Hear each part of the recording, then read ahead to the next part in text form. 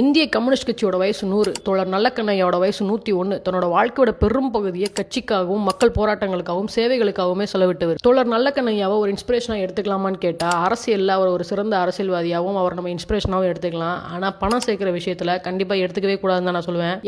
ஏன் நீங்கள் மீசை வச்சுக்கிறது இல்லைன்னு கேட்ட கேள்விக்கு நல்லக்கண்ணையா கொடுத்த பதில் என்னன்னா, கம்யூனிஸ்ட் கட்சி தோழர்கள் பதுங்கி இருக்கிற இடத்த காட்டி கொடுக்கணும், இல்லைனா உன்னோட மீசை சிகரெட் கங்குகளால் பொசுக்கப்படும்னு காவல்துறையினர் மிரட்டினாங்க. உயிரே போனாலும் பரவாயில்ல, என்னோட தோழர்களை மட்டும் நான் காட்டி கொடுக்க மாட்டேன்னு சொன்னேன். சொன்னபடியே சிகரெட் கங்குகளால் என்னோட மீசையை பொசுக்கிட்டாங்க. அதுலேருந்து இது வரைக்கும் நான் மீசை வளர்க்குறதே இல்லை அப்படின்னு சொன்னார். 2ஆம் உலகப் போர் நடந்த டைமில் மிகப்பெரிய பஞ்சம் ஏற்பட்டுச்சு. அவர் பிறந்த ஸ்ரீவைகுண்டம் பகுதியில் 2000க்கும் மேற்பட்ட நெல் மூட்டைகளை பதுக்கி வச்சிருந்தாங்க. அது யார் பதுக்கி வச்சிருக்காங்க, எங்கே பதுக்கி வச்சிருக்காங்கன்றத ஜனசக்தின்ற ஒரு பத்திரிகையில் எழுதி காவல்துறையினருக்கு தெரியும்படி செஞ்சு அந்த நெல் மூட்டைகள் எல்லாமே மக்களுக்கு சரியாக போய் சேர்ற மாதிரி செஞ்சார். இந்த மாதிரி கட்சியில் ஏகப்பட்ட போராட்டங்கள், மக்களுக்கான சேவைகள் நிறைய செஞ்சிருக்காரு.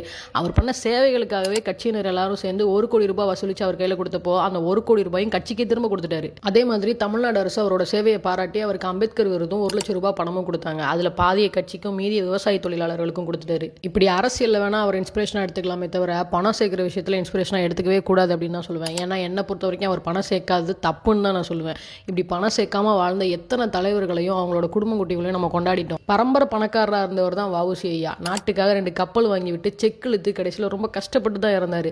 இன்னைக்கு அவங்களோட பேரம்பேத்திகளை எத்தனை பேர் நம்மளுக்கு தெரியும். ஸோ மக்களுக்கு சேவை பண்ணுறதுன்றது ரொம்ப சரியான விஷயம் தான். ஆனால் தனக்கு எதுவுமே சேர்த்து வைக்காம சேவை பண்ணுறதுன்றது ரொம்ப ரொம்ப தப்பான விஷயம். ஸோ நம்மளால் முடிஞ்சது போராளிகளுக்கு மரணம் இல்லைன்னு சொல்லுவாங்க. இந்த மாதிரி போராளிகளோட வரலாற்றை நம்மளோட தலைமுறைகளுக்கும் கொண்டு போய் சேர்க்கணும், அவ்வளோதான்.